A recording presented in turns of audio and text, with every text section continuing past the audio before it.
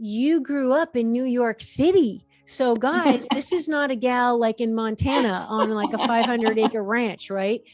So no excuses, everybody. So if you could just back up and just give a little story. I like even you to start from your childhood because I felt very much in resonance with that. Yeah, well, I like to say that I grew up in Brooklyn before it was cool. Right.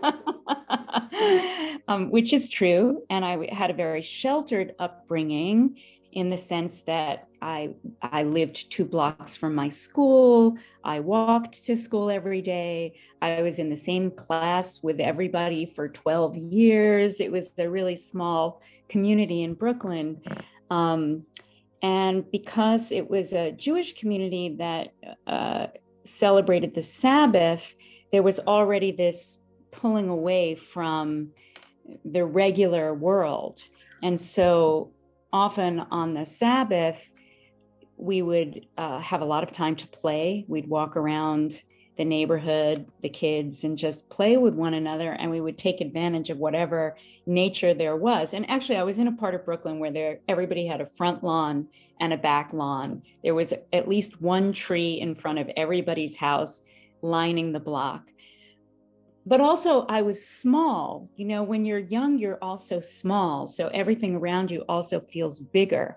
So the tree in the neighbor's yard, when I think of it in my mind, and I would go and sit under it a lot to be protected and sheltered by, I believe it was a blue spruce. It felt like it was a really long walk from my house to the yard. And now as an adult, it's really not. Right. Unfortunately, I think that tree is gone, which still makes me sad. Anytime a tree is gone, it makes me sad.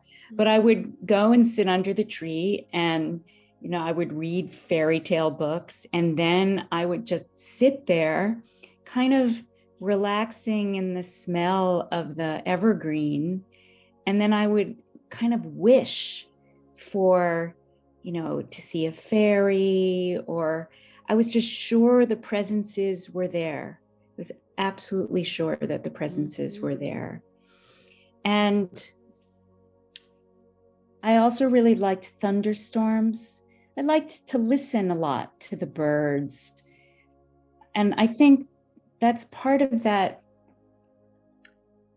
When you were talking about feeling protected and safe, you have to feel safe in order for your senses to open. And I often felt the safest under a tree.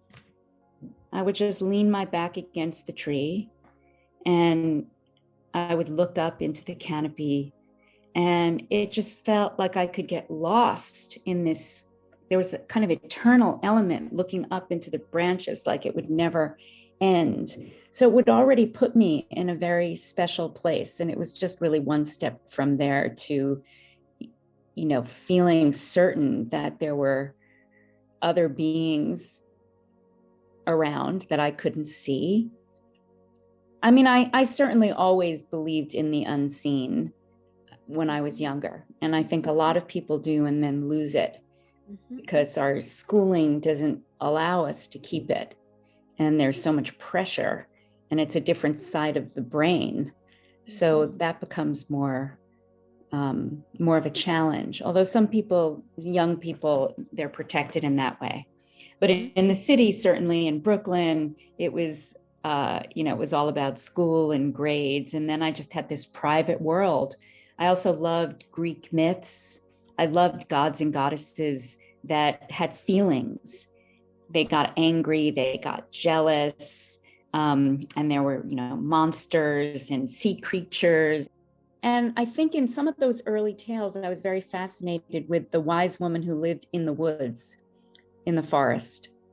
And definitely images of medicinal plants, hanging plants, and people going to the healer in the middle of the forest who would, brew something and give you something to drink that would either, help the barren queen have a baby, or in the case of my favorite fairy tale, which is Baba Yaga, help Vasilisa, make fires and, win her freedom by being kind to tree that she ties a bow around the tree and gives rolls to the cat, and then they all help her escape. So all of those things made me, they were, it wasn't hard to win me over at all. I just felt, yes, this is true.